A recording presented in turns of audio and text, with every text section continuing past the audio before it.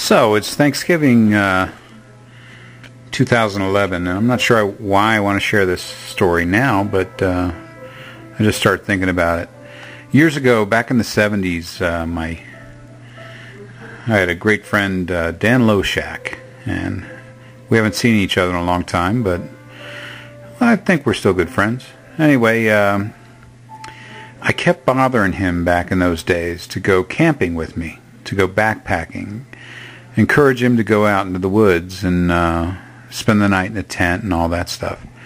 And I finally talked him into going camping with me up in the Blue Ridge Mountains.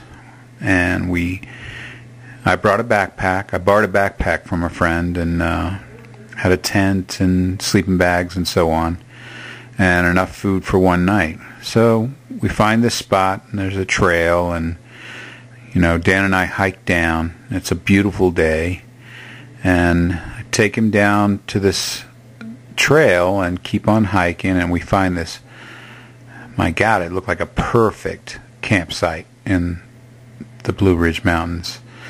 There was this big sheer rock that almost created a cave right next to a stream, and then there was a waterfall, small waterfall just downstream from us.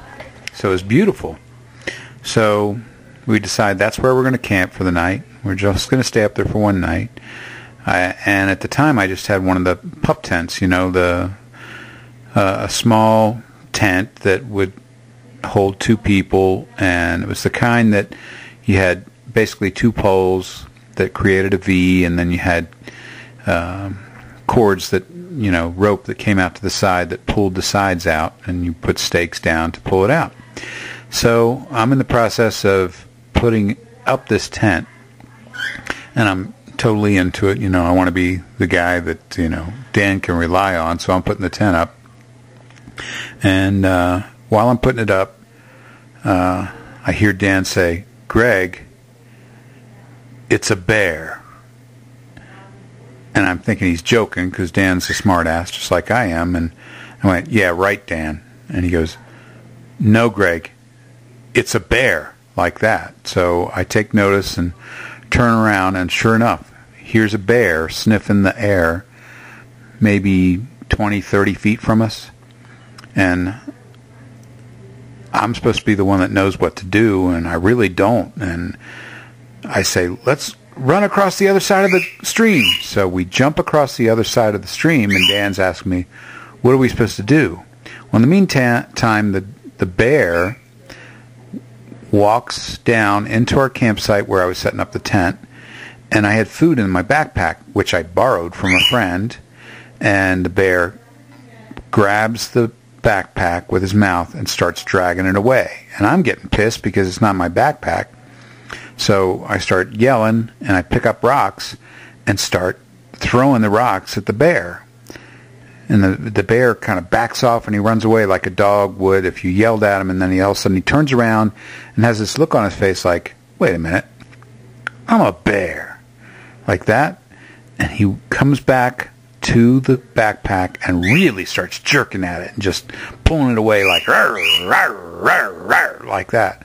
Well, I knew sound would bother a bear, so I kept yelling, and I threw more rocks and finally scare the bear away. He drops the backpack, and I go and get it and set up the tent and take all the food that we had and pulled it up in on a rope up in a tree, because that's what I thought was the right thing to do. So we have a campfire, we eat, we end up going to sleep, and it turns out it's a night with no moon, so it's really dark. I mean, the campfire was the only light we had. We finally go to sleep, and in the middle of the night, the bear comes back. I still think that the food that was up in the tree was gone after by a raccoon, but the bear definitely came back. He came back so close that he's walking around our tent, and the tie lines that held the side of the tent up, his paws hit that So the tent goes like that. So at this point, I'm really scared. I'm scared as shit. And Dan's looking at me like I'm supposed to be the guy that knows what he's doing, because I'm the camper, and I really have never encountered anything like this. So we basically